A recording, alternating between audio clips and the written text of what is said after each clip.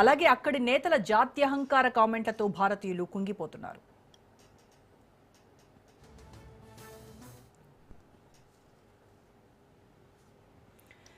భారత్ చైనాలను నరకాలతో పోలుస్తూ అమెరికన్ రేడియో వ్యాఖ్యాత మైఖేల్ సావేజ్ షేర్ చేసిన లేఖను రీపోస్ట్ చేసి చిక్కుల్లో పడ్డారు ట్రంప్. ఇండియన్లు, చైనీయులు ల్యాప్టాప్ పట్టుకున్న గ్యాంగ్స్టర్స్ అని మైఖేల్ షేర్ చేసిన లేఖను ట్రంప్ రీపోస్ట్ చేశారు. వివాదం మొదలటంతో ఎట్టకేలకు ఆయన నష్ట నివారణ చర్యలకు దిగారు. భారత్ ఎంతో గొప్ప దేశమని, తన మిత్రుడు ఉన్నత స్థానంలో ఉన్నారని చెప్పుకొచ్చారు ట్రంప్. ఇక దీనికి సంబంధించి పూర్తి విశ్లేషణ అందించడానికి మనతో జాయిన్ అవుతున్నారు senior journalist and senior analyst Bandaru Rammohan గారు. రామ్మోహన్ గారు నమస్కారం సార్. నమస్తే రోజా, నమస్కారం. రామ్మోహన్ గారు, ఈ ట్రంప్ విధానాలతో నిజంగా అక్కడ భారతీయులు ఎవరైతే కొన్ని సంవత్సరాల క్రితం వెళ్ళి ప్రశాంతంగా ఉన్నాము, ఇప్పుడు ఒక జీవన శైలికి అలవాటు పడ్డాము అని అనుకున్న వాళ్ళందరూ కూడా ఇప్పుడు తిరిగి వేరే దేశాలకు వెళ్ళడం కావచ్చు, లేకపోతే బ్యాక్ టు ఇండియా అనేటువంటి ఆలోచన కూడా వాళ్ళు చేస్తున్నారు. అంటే ట్రంప్ నిర్ణయాలతో క్షణక్షణం భయంగా బతుకుతూ ఉన్నారు అమెరికాలో. సో అక్కడ టెకీలకి ఏమాత్రం కూడా అక్కడ ఉండాలి అనేటువంటి ఇంట్రెస్ట్ లేకపోవడానికి మేజర్గా ట్రంప్ తీసుకునేటువంటి ఏ నిర్ణయాలు ఎఫెక్ట్ అవుతున్నాయంటారు? రోజా గారు, మీకు అట్లాగే రాజ్ న్యూస్ ప్రేక్షకులకు నమస్కారం. ఇది శ్మశాన వైరాగ్యం, ప్రసూతి వైరాగ్యం కంటే కొంచెం నేను ఇటు వ్యతిరేకంగా చెప్తున్నాను. ఎందుకంటే అమెరికా ప్రజలు ఎప్పుడు కూడా మరి మనల్ని ఆదరించారు, మనం అక్కడికి వెళ్ళినాం కూడా. ట్రంప్ బహిరంగంగా మొదటిసారి తెలుసు 2016 నవంబర్ ఎన్నికల్లో చెప్పారు, అమెరికన్ ఫస్ట్ చాలా నష్టపోయినాం, వాళ్ళని మన మీద ఒక ఇదే విద్వేషాలు రెచ్చగొట్టే ప్రయత్నం ఆనాడు చేసిండ్రు. మొదటిసారి గెలిచిన తర్వాత కొంచెం కఠినంగా మొదటి వ్యవహరించిన, కొంచెం అనుభవానికి వస్తే తత్వం బోధపడ్డట్టు తర్వాత 2 ఏళ్ళు కొంచెం మారింది కూడా. మళ్ళీ రెండోసారి గెలిచినప్పుడు 2019 2024 చివరిలో చూసుకుంటే మనకు 25 నుంచి జనవరి 20 నుంచి అధికారంలో ఉన్నారు. చూసుకుంటే ఇంకా కఠినంగా వ్యవహరిస్తున్నాడు అని మాత్రం ఖాయం. ఎందుకంటే వీసాల నియంత్రణ కానీ రకరకాల నిబంధనల పెట్టడంతో చాలా మంది 2025 జనవరిలో ఆయన వచ్చిన 15 రోజులకే అంతకుముందు ఊహించారు, ఆయన వస్తున్నారు ట్రంప్ వస్తున్నారు, మీరు వెంటనే ఎక్కడున్నా మీ దేశాలకు వెళ్తే వెంటనే రమ్మని చెప్పి యూనివర్సిటీస్ కానీ విద్యా సంస్థలు, ఉద్యోగ మనకు కార్పొరేషన్ అందరూ కూడా మళ్ళీ వెనక్కి రమ్మన్నారు. ఒక దేశంలో అయితే ఆ రోజు రాకపోతే జనవరి 19 అర్ధరాత్రి కాలం రాకపోతే 20 నుంచి మీరు శాశ్వతంగా మీ దేశాల్లో ఉండిపోవాల్సి వస్తుంది, మీ భార్య పిల్లలు ఇక్కడ, మీరు అక్కడ రకరకాల ఇబ్బంది పడాల్సి వస్తుంది. అంటే బయలుదేరిన వాళ్ళు కూడా మధ్యాహ్నం ఫ్లైట్ దిగి అడ్డగోలుగా మళ్ళీ పెట్టి మళ్ళీ వెనక్కి వచ్చిన సందర్భాలు చూసాము. భయపెట్టినాం. ఇదంతా కూడా పట్టిదే, నానాడు కూడా చెప్పాను, ఎంత పట్టిదే ఏం కాదు, అంత ఆగపడాల్సిన అవసరం లేదు. అదే జరిగింది కదా. తర్వాత మన పత్రికలు, మీడియా బాగా హైప్ క్రియేట్ చేస్తే అందరినీ ఇబ్బంది పడ్డారు. చివరికి మళ్ళీ ఎవరి స్థానంలో పడుతున్నాం. ఈ సర్వే శాంపిల్ని బట్టి ఎప్పుడైనా కూడా ఉంటుంది. నా ఉద్దేశం రోజు గారు, సర్వే శాంపిల్ ఎంత? దాదాపు 60-70 లక్షల మంది మన వాళ్ళు ఉన్నారు అక్కడ. 60-70 లక్షల మందిలో వాళ్ళు తీసుకున్న శాంపిల్ ఎంత, తీసుకున్న వాళ్ళలో ఎంతమంది దీనికి 40% అంటే, ఇప్పుడు 40% అంటే 10 మందిలో నలుగురు. అందుకని శాతం ఎంత అంటే అందరి అభిప్రాయం ఇదే ఉన్నదా? లేదు. ఇంకొకటి కూడా నాకు చాలా మంది ఉన్నారు, నేను ఇంకొక అభిప్రాయం చెప్తాను. ఇప్పుడు అక్కడ ప్రజాస్వామ్య దేశం, నియంత్రిత దేశం కాదు, లేకపోతే శాశ్వతంగా పాలకులు ఉండరు కదా. ట్రంప్ మహాయితీ ఇంకో 2 ఏళ్ళు ఉంటాడు అంతే కదా. 2.5 ఏళ్ల తర్వాత మళ్ళీ ఎన్నికలకు పోవాల్సింది 2029 నవంబర్లో. కనుక ఈ 2-3 ఏళ్ళ ఇబ్బంది పడితే అయిపోద్ది కదా, ఈ గండం గట్టెక్కితే చాలు అని మాట వస్తుంది. అయితే కొంత ఈ సర్వేని సమర్థించే అంశాలు కూడా చెప్పే ప్రయత్నం చేస్తారు. ఏంటంటే చాలా మందికి ఇండియాలో చాలా సౌకర్యాలు వచ్చినాయి. ఇప్పుడు హైదరాబాద్ లాంటి విశ్వనగరంలో బతకడానికి అనేక అవకాశాలు ఉన్నాయి, ఉద్యోగ అవకాశాలు ఉన్నాయి, 2 ఉన్నాయి. అంటే మన వాళ్ళకు దూరంగా ఉన్నాం, ఇప్పుడు ఇన్ని రోజులు మనం పోలేకపోయినాం. మంచి చెడ్డు 40 ఏళ్ళు, 30 ఏళ్ళు, 20 ఏళ్ళ నుంచి 30 ఏళ్ళు వరకు అక్కడ ఉన్న వాళ్ళందరూ కూడా మన దేశాన్ని మనం తిరిగి వద్దాం, మన నగరంలో మనం ఉందాం. ముఖ్యంగా తెలుగు వాళ్ళు ఎక్కువ మంది ఉన్నారు కనుక హైదరాబాద్ లాంటి విశ్వనగరంలో ఉంటే నష్టం ఏమిటి? అన్ని వరల్డ్ క్లాస్ ఫెసిలిటీస్ అన్ని ఉన్న విల్లాస్ వచ్చినాయి, బ్రహ్మాండమైన గేటెడ్ కమ్యూనిటీ వచ్చింది, చాలా బ్రహ్మాండంగా ఉంది కదా. అమెరికాలో లేనిది మన దగ్గర ఉన్నది ఏంటి అనే మాట వచ్చింది. కొందరు అట్లా కూడా మన వాళ్ళతో కలిసి ఉందాం అనే భావన వచ్చేసింది. కొంచెం కుటుంబ జీవన సౌందర్యాన్ని అనుభవిద్దాం, మన తల్లిదండ్రులు ఎట్లా ఉండరు, మనం కూడా అట్లా ఉందాం అనే భావన కూడా కొందరు ఉంది. కాదట్లేదు, ఇండియా సాంప్రదాయాలు కూడా అట్లే ఉంది. ఎప్పుడైతే ఈ విద్వేషాలకు ఉన్నది మీరు వ్యాఖ్య చేశారు, ఇది మనకు ఒక విశ్లేషకుడు, రాజకీయ విశ్లేషకుడు చేసిన వ్యాఖ్య, ఆయన ఎవడో తెలియదు మనందరికీ. కానీ ట్రంప్ దాన్ని సపోర్ట్ చేస్తూ ట్రంప్ దాన్ని ట్విట్టర్లో పేర్కొనడం వల్ల వచ్చిన సమస్య కదా. అందుకని చాలా మందికి ఆ విద్వేషం ఎందుకు వస్తుంది? ఎక్కడైనా మా భాష, కులము, మతము, ప్రాంతము, భాష ఇవన్నీ కూడా విడదీస్తే మనుషులు.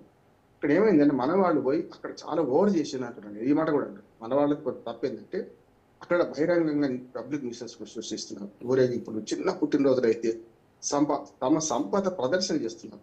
ఎప్పుడైనా ఏ దేశంలో మన దగ్గర ఎక్కడైనా సరే మనిషి మన మన మెంటాలిటీ ఎట్లా ఉంటుందంటే వీడు ఎక్కడి నుంచి బతుకొచ్చిండు, మన దగ్గర బాగా ఇంత సంపాదించుకుండు, మనను దోచుకొని సంపాదించుండు అనే భావన క్రియేట్ కావడానికి మనమే కారణం కదా. చిన్న పుట్టినరోజు అయితే అద్భుతంగా చేయడం, వీధిలో ఊరేగింపు చేయడం, మన సాంప్రదాయాల పేరిట, సాంప్రదాయాలు ఉండొద్దు అంటలేదు, సాంప్రదాయాల పేరిట బహిరంగంగా ప్రజల్లోకి రావడం. వీధి నాటు కొన్ని కొన్ని కాలిఫోర్నియా లాంటి స్టేట్ అయితే మొత్తం మన వాళ్ళతో నిండిపోయింది. అక్కడ ఒక రకమైన విద్వేషం రావడానికి కారణం కూడా మనమే. మన సంపద, ముఖ్యంగా సంపద ప్రదర్శన, దానివల్ల వాళ్ళ ఇళ్ళు, వాళ్ళ ముంగిళ్ళు, వాళ్ళ ఆభరణాలు బయటకు వచ్చే పద్ధతి, ఇవన్నీ కూడా జీవన శైలి, ఇవన్నీ కూడా కొంత నష్టపరిచినవని నేను అనుకుంటున్నాను. సహజంగా ఎటువంటి వాడికైనా జలసి వస్తుంది. దీన్ని అధిగమించే ప్రయత్నం చేయాలి. మనం అందులో మింగిలేరు. చాలా ఆర్థిక అభివృద్ధిలో అమెరికా ఆర్థిక రంగంలో మనం మనదైన శైలి చూపించడం, చాలా పెద్ద పెద్ద కార్పొరేట్ కంపెనీలకు మన వాళ్ళ అధిపతులు ఉన్నారు. ఇవన్నీ కూడా అవతల వాడికి ద్వేషము, ముఖ్యంగా జలసి ద్వారా కోపం వస్తుంది, ద్వేషం పెరుగుతుంది. అదే జరుగుతుంది. ఎగ్జాక్ట్లీ సార్, మీరు చెప్పింది కరెక్ట్. 100% కాదు, 2000% అది కరెక్ట్. ఎందుకంటే అక్కడ యుఎస్ లో ఉండేటువంటి ఫ్రెండ్స్ అండ్ రిలేటివ్స్ వాళ్ళతో మాట్లాడుతున్నప్పుడు వాళ్ళు చాలా మంది అదే చెప్తారు. ఇక్కడ వచ్చామా, సంపాదించుకున్నామా, కామ్గా వెళ్ళిపోయామా, లేదంటే మన జీవితం మనం బతుకుతున్నామా అన్నట్టు కాకుండా అనవసరపు ఆర్భాటాలు, హంగులు ఇవన్నీ ప్రదర్శిస్తూ ఉంటే మా దేశానికి వచ్చి మీరేంటి ఇంత డాబు, ఇవి మాకు కదా రావాల్సినవి, అంటే అమెరికా ఫస్ట్ కదా, వాళ్ళకి కూడా అదే భావన ఉంటుంది. అందుకోసమనే మన వాళ్ళు తెలంగాణలో సామెత ఉంటుంది, మీకు కూడా తెలుసు కదా సార్, ఇసెంట్ రమ్మంటే ఇల్లంతా నాదే అన్నారని. ఆ టైప్ లో ఇక్కడికి వచ్చి షో ఆఫ్ చేస్తూ ఉంటారు. అందుకోసమనే ఈ వాళ్ళకి మనకి మధ్య ఉన్నటువంటి ఇది అని చెప్తూ మాట్లాడుతూ ఉన్నారు. అందుకే నేను మన తెలుగు మిత్రులు బాధపడతారని ఆ సామెత వాడలే నేను, కానీ వాళ్ళే చెప్పారు, ఇది నేనన్నది కూడా కాదు, అక్కడ ఉన్నటువంటి వాళ్ళే. ఆ ఉద్దేశంగా 100% మీరు కరెక్ట్. ఇప్పుడు తెలంగాణ ఉద్యోగం ఎందుకు వచ్చింది? ఇదే కదా, మా ఉద్యోగాలు పోతున్నాయి, వాళ్ళు వచ్చి బతుకుతున్నారు అనే కదా సమస్య. ఇది ఏమైంది, 60 ఏళ్లలో జలసి నుంచి కోపానికి మధ్య దారితీసింది. ఆంధ్ర గోబ్యా కానీ 20 ఏళ్లకే, తెలంగాణ ఆంధ్రప్రదేశ్ 50 కలిపి 69, 13 ఏళ్లకే వచ్చింది కదా. అది ఎప్పుడు జరుగుతుంటున్నాను. ఇంకోటి ఏంటంటే అమెరికా ప్రజలలో మేము లోకల్స్, మా ఉద్యోగాలు వీళ్ళు తీసుకుంటున్నారు, చాలా పెద్దది. మేమైతే 100 రూపాయలు తీసుకునే ఉద్యోగాన్ని వీళ్ళు 50కే చేస్తున్నారు, ఇది తప్పు కదా అనమాట. అంటే మా కప్పు కొడుతున్నారు అనే భావన అక్కడ వచ్చింది. నిజంగా కూడా అంతే కదా. కానీ ఇప్పుడు ఏమైంది, ఒకనాడు ఉన్న ఆ వేరియేషన్ చాలా తక్కువైంది. చాలా ఇది వరకు 130 చేసేవాళ్ళు, అంటే $100 వాళ్ళు తీసుకుంటే $30 మన వాళ్ళు చేసేవాళ్ళు. ఇప్పుడు మన వాళ్ళకి డిమాండ్ పెరిగింది, $60-70 కూడా తీసుకుంటున్నారు. ఇంతెందుకు, మన ట్రంప్ రాగానే చాలా గ్యాస్ స్టేషన్స్లలో, సూపర్ బజార్లలో వీళ్ళు తీసి నిర్దాక్షిణ్యంగా వాళ్ళు వచ్చిన చదువు కోసం వచ్చి చదవండి, అంతే తప్ప మీరు ఉద్యోగం చేసుకోవడం వీల్లేదు అని చెప్పి 1 సంవత్సరం నాకు పంపేయండి డాడీ మమ్మీ, నేను తర్వాత నేను సంపాదించి మీకే పంపిస్తా అన్న వాళ్ళందరూ ఊపుకోవాల్సి వచ్చింది కదా. గ్యాస్ స్టేషన్లలో, సూపర్ బజార్లో పనిచేస్తుంది దొరకలేదు కదా. అంతేందుకు ఇండ్లలో పని మనుషులు కూడా, అందుకే అప్పుడు జోక్ వచ్చింది, ట్రంప్ ఇంట్లో కూడా భారతీయులు ఉన్నారు పని మనుషులుగా రకరకాలుగా వృత్తుల్లో. మరి ట్రంప్ తీసేస్తారా అనే మాట వచ్చింది కదా.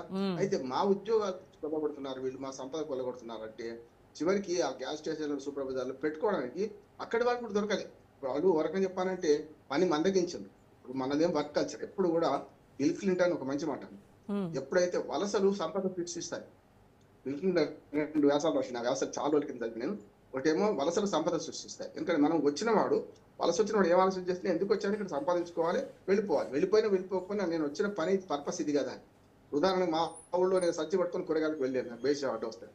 అదే నేను హైదరాబాద్ అయితే బ్రహ్మాండంగా నేను రోడ్డు మీద కూరగాయలు కొనుక్కొని వస్తాను. ఇక్కడ మన ఊళ్ళో అయితే మనం నా మాట ఫీల్ అవుతున్నాం. అదే అమెరికాకి పోతే అక్కడ కొన్ని మార్గం మాట్లాడుతున్నాడు, పాయకాలు కడుతున్నాడా, లేకపోతే పెట్రోల్ బంకులు పెట్రోల్. పైగా అక్కడ డిగ్నిటీ ఆఫ్ లేబర్ అంటారు కదా సార్, చేసే పనిని గౌరవించాలని ఒక డిగ్నిటీ ఆఫ్ లేబర్ అనేది ఉంటుంది. కాబట్టి ఏ పని చేయడానికైనా వాళ్ళు ఎప్పటికీ సిద్ధంగానే ఉంటారు. అవును, వర్క్ కల్చర్ అంటారు దాన్ని, మీరు డిగ్నిటీ ఆఫ్ లేబర్. కనుక వర్క్ కల్చర్ లో ఉన్న వాళ్ళని మన వాళ్ళు పోయి నేర్చుకున్నారు, వాళ్ళ నుంచి వర్క్ కల్చర్ నేర్చుకున్నారు. కానీ ఆ బేసిజం పోతలేదు అంటుంది. అందుకని దానివల్ల వస్తున్న జలసి కాస్త కోపంగా మారుతుంది. ఎప్పుడు జలస్ అనేది కొంచెం ఈర్ష్య మాత్రమే. ఈర్ష్య ద్వేషంగా మారితే ఇప్పుడున్న పరిస్థితులు తయారైంది అంటున్నాను. అందుకని ఇక్కడ ఏంటంటే ఈ సర్వే ఏమో వాస్తవ పరిస్థితి తెలిపిందా లేదా అంటే శాంపిల్ చిన్నదైనా పెద్దదైనా కొంతవరకు ఉన్నది. రెండోది ఏంటంటే మన వాళ్ళు ఇక్కడ సౌకర్యాలు పెరగడం వల్ల మన వాళ్ళు ఇక్కడికి వచ్చి బతకగలుగుతున్నారు. కానీ కరోనా కష్టకాలంలో ఒక్కసారి అంటే, ఎందుకంటే ప్రసూతి వైద్యం, శ్మశాన వైద్యం ఎందుకన్నా అంటే కొందరు కరోనా పీరియడ్లో వచ్చి ఏం చేశారంటే అక్కడ దాబు దర్పం చూసుకొని అక్కడ ఉద్యోగాలు $1,000 వస్తున్నాయి కదా, లెక్కగట్టి ఇక్కడ రమ్మంటే ఇక్కడ ఉద్యోగాలు ఇవ్వలే. 2 రకాలు, ఒకటి వీడు అమెరికాలో పనిచేసి వచ్చిండు, వీడు మనకు సరిపోడు అనేది ఒకటి. రెండోది ఏంటంటే ఆ జీతాలు మేము ఇవ్వలేము కదా అని. పోనీ ఇస్తామనుకున్నా కూడా వీడేంటంటే అక్కడ జీతాలు వీడు ఇవ్వలేడు కదా అని. ఈ రెండు రకాలుగా కరోనా తర్వాత ఇండియాకు వచ్చిన వాళ్ళు చాలా మంది బాధపడ్డారు. కొద్ది రోజులు 3 ఏళ్ల ట్రాన్సిషన్ పీరియడ్ లో చాలా ఇటువంటివి వచ్చినాయి కూడా. మళ్ళీ వెనక్కి వెళ్ళిపోయిన వాళ్ళు ఉన్నారు. ఇక్కడ బ్రహ్మాండం కర్రీ పాయింట్ పెట్టుకొని కూడా అంతకంటే ఎక్కువ సంపాదించుకున్న వాళ్ళు ఉన్నారు. అది కూడా నా మిత్రులు చాలా మంది ఉన్నారు. అక్కడి నుంచి వచ్చిన తర్వాత చిన్న చిన్న వ్యాపారాలు మొదలుపెట్టి అడ్డగోలు సంపాదించుకున్న వాళ్ళు ఉన్నారు. వాళ్ళ అంత వర్క్ కల్చర్, మెంటల్ టెన్షన్ ఇదంతా ఎందుకని. కొందరు ఇంకోటి ఏమైందంటే అక్కడ టెన్షన్ తట్టుకోలేక అవన్నీ చేసింది. మనం ఉన్నాం, సంపాదించుకున్నాం, వచ్చేసినాం, ఓ ఫ్లాట్ కొనుక్కున్నాం, లేకుంటే ఒక విల్లా కొనుక్కున్నాం, బ్రహ్మాండంగా ఉన్నాం, ఫ్యూచర్ ఫిక్స్ చేసేసుకున్నాం అన్న వాళ్ళు కూడా ఇక్కడికి సెటిల్ కావడానికి ఇష్టపడుతున్నాం. ఇకపోతే ఏంటంటే అక్కడ ఈ వర్క్ కల్చర్ తో పాటు అక్కడ ఏదైతే అక్కడ లోకల్ అమెరికన్స్ ఉన్నారో వాళ్ళ వ్యతిరేకతను బాగా పెంచగలిగింది ట్రంప్ తనదైన రీతిలో జాత్యాహంకారాన్ని, అట్లాగే మన వాళ్ళు మేము నష్టపోతున్నామని దాన్ని పెంచి దానికైనా చూడండి. మొదటిసారి నేను యూత్ అంతా ఆయన గెలుస్తారు, నేను గెలవకపోవచ్చాను, వ్యాపారవేత్త కదా అన్నాను.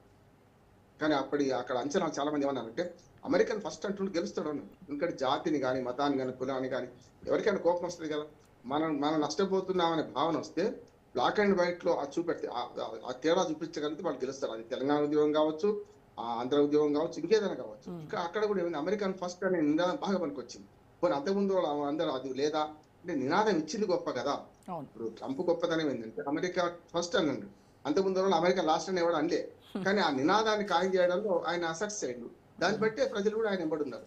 కానీ ఆయన అనుకున్నంత సక్సెస్ కాలేదు. ఇంకో షేడ్ ఉంది. ట్రంప్ అనుకున్నంత సక్సెస్ కాలేదు. ట్రంపే స్వయంగా చెప్పిండు, మా దగ్గర వాళ్ళు మారాలి, మన వాళ్ళు మారాలి అన్నాడు. ఎందుకు మారాలంటే వాళ్ళకున్న వర్క్ కల్చర్ మీరు నేర్చుకోవట్లేదు, నెంబర్ 1. రెండోది ఏమన్నాడంటే చిన్న పని పెద్ద పని వాళ్ళు చేస్తున్నారు, మీరు చేస్తలేదు, మనకు నైపుణ్యం కొరవడింది. అక్కడ వాళ్ళు కంప్యూటర్ పట్టుకొని వచ్చిన మనం అంటున్నాం కదా, ఆ మాట కూడా ఇంకో మన విశ్లేషకుడు అన్నారు కదా, పట్టుకొని వస్తే దాన్ని ఆ నైపుణ్యాన్ని ప్రదర్శించి మన దగ్గర వాళ్ళు పనులు చేస్తున్నారు కదా, అది ఎందుకు నేర్చుకుంటలేరు మీరు అనే మాట. నైపుణ్యం అభివృద్ధి లేకుండా అమెరికా ప్రజలు బాగుపడరు కానీ శపించినంత మాట అన్నాడు ట్రంప్. వాళ్ళు వచ్చి ఇక్కడ చేస్తున్నారంటే వాళ్ళ వర్క్ కల్చర్, వాళ్ళు ఇక్కడ అలవాటు అయినారు, వాళ్ళు ఆ నైపుణ్యాన్ని పెంచుకున్నారండి. నైపుణ్యం లేకుండా మన వాళ్ళు ఎన్ని ఉద్యోగాలు ఇచ్చినా చేయలేరు. కనుక అది సమస్య. కానీ పెంచుకునేదాకా మనం వాళ్ళని ఆహ్వానించాలి. ఇంకో మాట కూడా ట్రంప్ చాలా పాజిటివ్ గా మాట్లాడి, మనం పెంచుకునేదాకా వాళ్ళని ఆహ్వానించాల్సింది తప్పదు, పొమ్మని. ఆ నైపుణ్యం వాళ్ళ దగ్గర ఉంది, తీసుకోవాలి, తీసుకోకుండా తప్పుతాం అనే మాట అన్నాడు. అంటే ట్రంప్ చాలా ఆచరణవాదం. నేను మిగతా యుద్ధాలలో వాటిలో వ్యతిరేకిస్తున్నా కానీ ఆ అమెరికా కల్చర్, అమెరికా ప్రజల ఆకాంక్షలకు ట్రంప్ ప్రతిరూపంగా నిలుస్తున్నాడు. ఇప్పుడు అమెరికా అధ్యక్షుడు చేసే తప్పులు వేరే ఉన్నాయి కాదంటే, ఇక్కడ అమెరికన్ ఫస్ట్ అనే మాత్రం ఆయన వాదన కరెక్ట్. ఆయన వాదనను సమర్థించే వాళ్ళు ఎక్కువ మంది ఉన్నారు అమెరికాలో. దాన్ని బట్టి విద్వేషం పెంచే ప్రయత్నం చేస్తున్నారు, ఇది కరెక్ట్ కాదు. ఖచ్చితంగా సార్, మన భారతీయులు, మన భారత టెక్కీలు అక్కడికి వెళ్ళి నిజంగా అమెరికా ఆర్థిక వ్యవస్థకు చాలా వెన్నుదన్నుగా ఉన్నారు. అది కూడా గుర్తించాలి కదా. ఖచ్చితంగా గుర్తించాలి కదా. అందుకని ఇప్పుడు వలసలు నేను ఎందుకు వచ్చాను ఇక్కడికి, అభివృద్ధిని ప్రోత్సహిస్తాయి.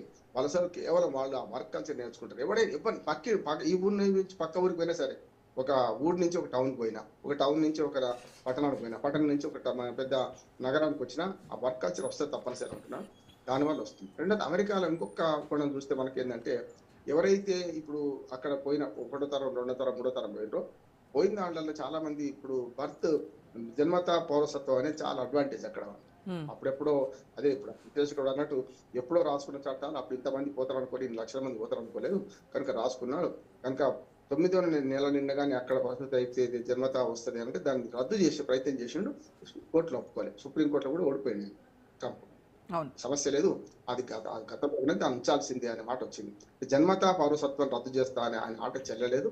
ఇప్పుడు అది కంటిన్యూ అవుతుంది కూడా, ఇంకా సమస్య లేదు. కొన్ని కౌంటీస్ అయితే పూర్తిగా వ్యతిరేకించినాయి. కొన్ని రాష్ట్రాలు ఈ చట్టాన్ని పట్టించుకోలేదు. అంటే అమెరికా అధ్యక్షుడు సుప్రీం కాదు కదా, అందుకనే కదా మొన్న సుప్రీంకోర్టు కూడా స్వయంగా అన్నది, నువ్వు సుప్రీం కాదు, నువ్వు చెప్పింది వేదం కాదు, దాని కింద కాంగ్రెస్ ఉన్నది, మొత్తం ప్రజలు ఉన్నారు, నువ్వు ఇష్టం ఉన్నది చేయడానికి వీల్లేదు అన్నది. కనుక కొన్ని చట్టాలు చేయబోయినా భంగపడ్డాడు ట్రంప్. ఇప్పుడు చాలా వరకు భంగపడ్డాడు. అందులో ఈ వీసా నిబంధనలు కూడా ఒకటి. కానీ వాళ్ళ ఆర్థిక దానికి వ్యవస్థకు నష్టమైంది. ట్రంప్ విధానాలు అమెరికా పౌరులను సంతృప్తిపరచవచ్చు, కానీ అమెరికా ఆర్థిక విధానం నాశనం చేసింది అంటున్నాను.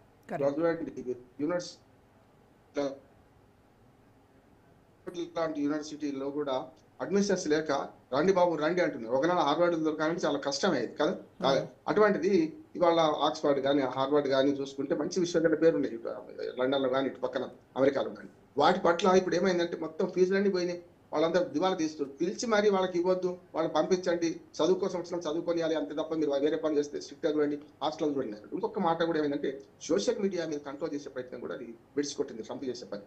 అంటే వచ్చిన వాళ్ళకు పౌరత్వం ఉండద్దా, ఉండాలి, కానీ మనం స్వేచ్ఛ మన ముక్కు వరకే. మన వాళ్ళు అర్థం చేసుకోలేదు ఏంటంటే మన స్వేచ్ఛ మన ముక్కు వరకే, శరీరాంగాల్లో ముక్కు ముందుంటది కనుక మనం కర్రసాము కత్తిసాము చేసుకుంటూ పోతాం అన్నట్టు కాకుండా మన రాజకీయ విధానాల మీద అక్కడ రాజకీయ విధానాలను ప్రభావం చేసే పనులు మన వాళ్ళు చేశారు. చాలా ఊరిగింపులలో పాల్గొన్నారు కదా. మనకు ఆస్ట్రేలియా లాంటి చోట్ల అయితే, ఆస్ట్రేలియా కెనడా లాంటి చోట్ల అయితే 6 for Justice వాళ్ళకి చేసేది అదే కదా. వాళ్ళకి ఇబ్బంది కల్పిస్తున్నారు, మన ఇబ్బంది పడుతున్నాం. మన రాజకీయ విధానాలు అక్కడ ప్రతిబింబించే విధంగా మోడీ గురించి ఊరేగింపు తీస్తారు, సినిమా యాక్టర్ల గురించి పెద్ద ఎత్తున వివాదాలు పెట్టుకుంటారు, కొట్టుకుంటారు. మన వాడు ఎంత నాకు సిగ్గుచేటంటే సినిమా అభిమానులు, సినిమా ఎవడి అభిమానం అనుకుంటారు కానీ అక్కడ సినిమా రిలీజ్ అయితే కొట్టుకునే పరిస్థితి ఉంది కదా. అది పబ్లిక్ న్యూసెన్స్ కదా మన వాళ్ళు చేసిన పని. అది ఇక్కడ రాజకీయ నాయకులను కూడా తీసుకెళ్లి అక్కడ గుంపులు గుంపులుగా ఊరేగింపుగా తీసుకెళ్లి సభలు, సన్మానాలు. అదే అంటే ఈ రెండు వర్గాలు ఉన్నాయి మళ్ళీ అక్కడ కూడా. ఇండి కుటుంబం వాళ్ళు ఉన్నారు, ఎన్డీఏ కుటుంబం వాళ్ళు ఉన్నారు. ఇవి ఏమైతుంది అంటే అక్కడే రాజకీయాలు ప్రభావితం చేసే పరిస్థితి ఏముండదు, కానీ అక్కడ ప్రజలను ప్రభావితం చేస్తున్నారు. వీళ్ళెవరు వాళ్ళ రాజకీయ విధానాలు తీసుకొచ్చి మన దగ్గర మాట్లాడారు. ఒకటి. రెండోది, అమెరికా విదేశాంగ విధానాలు కానీ అమెరికా గురించి కూడా వీళ్ళు జోక్యం చేసుకోవడం. ఇప్పుడు నువ్వు వచ్చింది పని చేసుకోవడానికి, నువ్వు వచ్చింది బతకడానికి, నువ్వు మా విధానాల మీద నువ్వెవడు మాట్లాడడానికనే ఆ ఒక అహంకారం మీద వాళ్ళకి వస్తుంది, తప్పనిసరి వస్తుంది కదా. అదే వచ్చింది ఇప్పుడు అక్కడ.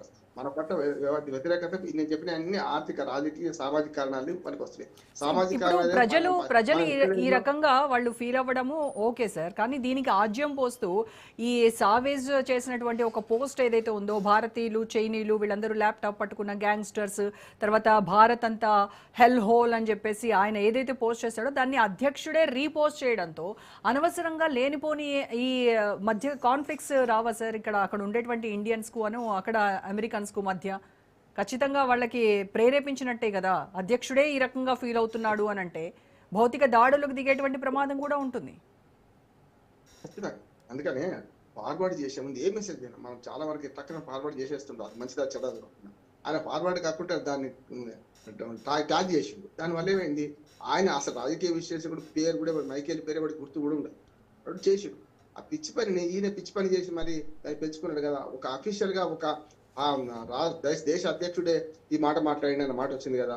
తర్వాత సవరించుకున్నా కూడా ఒకసారి ఇప్పుడు కాలు దారితే వెనక్కి తీసుకోవచ్చు, నోరు దారి సమస్య అది కదా. దానివల్ల వస్తున్న సమస్య. సంవత్సరం అందరికి కోపం వచ్చింది, నా మిత్రుడు బాగున్నాడు ఇక్కడ ఉన్నాడు అని లాపైంది. అందుకని ఇరాన్ ఎంబసీ కూడా ఇవాళ హైదరాబాద్ ఒక స్టేట్మెంట్ ఇచ్చింది. ఏమని నిన్ననే ఇచ్చింది ఏంటంటే, సమస్య లేదు, మీరు భారతదేశం, చైనా అద్భుతమైన వారసత్వ మన సంపద ఉన్న దేశాలు, వాళ్ళని మీరు ఎంత నరకం అంటారా, సమస్య లేదు, ఈ స్వర్గాలు ఎన్నుకోమన్నారు. అందుకని రామచంద్రుడు రామాయణంలో లక్ష్మణుడు అడిగితే కాదు కాదు జన్మభూమి స్వర్గాదపి గరిచేసి అన్నాడు. అందుకని మనకంటే రాజ్యం లేదు పొమ్మన్నాడు. అందుకని మనం కూడా అపీల్ అయితే కాదని కాదు, ఆ ట్వీట్ కు ఈయన ఆ విశ్లేషణకు ఈ ట్వీట్ చేయడం దాన్ని జత చేసి మంచిది కాదు. వీడియో 10 నిమిషాలు ఉన్నట్టుంది, నేను కూడా చూసాను. దాన్ని ఈయన ట్వీట్ చేయడం మాత్రం కరెక్ట్ కాదు. అమెరికా అధ్యక్షుడే అధికార ముద్ర దానికి వేయడం వల్ల విమర్శల పాలవుతున్నాం. ఎప్పుడు కూడా ట్రంప్ వివాదాస్పదుడే. అధికంగా చెప్తున్నాను, పోస్ట్ ట్రూత్ భావన మంచి, పోస్ట్ ట్రూత్ థియరీకి మంచి ఉదాహరణ. ఆయన అవసరం ఉందా లేదా, మరి ఇప్పుడు ట్రంప్ నా మంచి మిత్రుడు, దేశానికి అధ్యక్షుడు ఉండడానికి కదా, మరి ఆ మాట జ్ఞాపకం రాలేదు అప్పటికి. ఆ ట్వీట్ చేసినప్పుడు గుర్తురాదా, దాన్ని రీపోస్ట్ చేసినప్పుడు గుర్తురాదా?